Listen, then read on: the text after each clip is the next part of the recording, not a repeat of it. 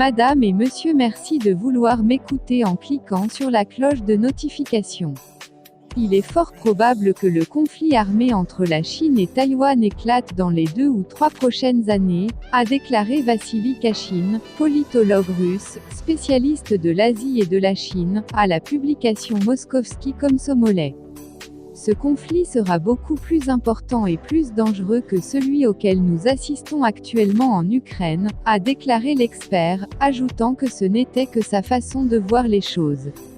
Les États-Unis ont toujours vendu des armes à Taïwan, a déclaré M.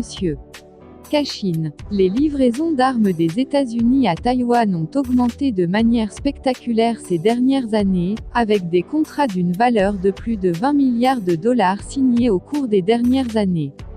Les États-Unis accordent une attention particulière à la fourniture à la nation insulaire de missiles antinavires, d'équipements de défense anti-aérienne et antimissiles, d'artillerie et d'armes légères. Le 30 août, Liu Pengyu, porte-parole officiel de l'ambassade de Chine à Washington, a déclaré que la Chine exigeait que les États-Unis cessent de vendre des armes à Taipei et mettent fin aux contacts militaires avec l'île afin d'éviter une nouvelle augmentation des tensions dans la région.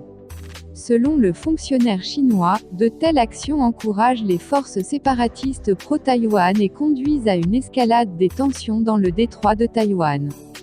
Un jour plus tôt, il a été rapporté que l'administration Biden avait l'intention de demander au Congrès d'approuver une vente d'armes de 1,1 milliard de dollars à Taïwan, notamment des missiles antinavires.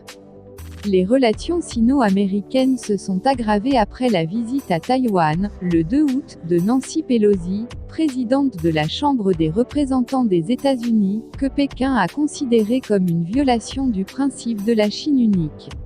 Par la suite, 3 autres délégations américaines se sont rendues à Taipei, malgré les avertissements chinois. Madame et monsieur, merci de m'avoir écouté et à la prochaine information.